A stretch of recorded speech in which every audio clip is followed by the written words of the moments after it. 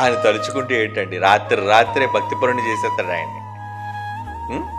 వాడికి ఎలాంటి కోటింగ్ ఇస్తే, ఎలాంటి శిక్ష విధిస్తే, లేదంటే ఎలాంటి జీవితంలో వాడికి మెలికి తీసుకొస్తే వాడు దెబ్బకు దేవుడా అంటాడా అనేది ఆయనకు తెలుసు.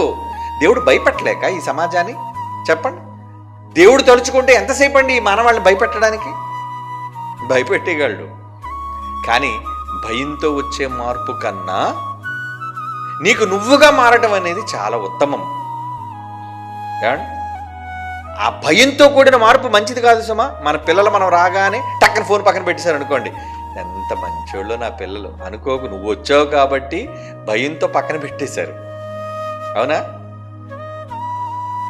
నువ్వు లేకపోయినా వాళ్ళు ఎప్పుడూ ఒకేలా ఉన్నారు అనుకోండి ఫోన్ పట్టుకొని, అప్పుడు ఏంటనమాట వాళ్ళు మంచోళ్ళు. నువ్వు ఇంట్లో లేనప్పుడు కూడా వాళ్ళు బుద్ధిగా బైబిల్ చదువుకుంటారు అనుకోండి, అప్పుడు ఏమనుకోవాలి, అబ్బా వీళ్ళండి పిల్లలండి, వాళ్ళు మంచోళ్ళు. అలా దేవుడు కోరుకున్నాడు. దేవుడు ఏదో బలవంతంగా భయపెట్టేసి వాళ్ళకి ఆయనకు లోపరుచుకోవాలనుకోలేదు.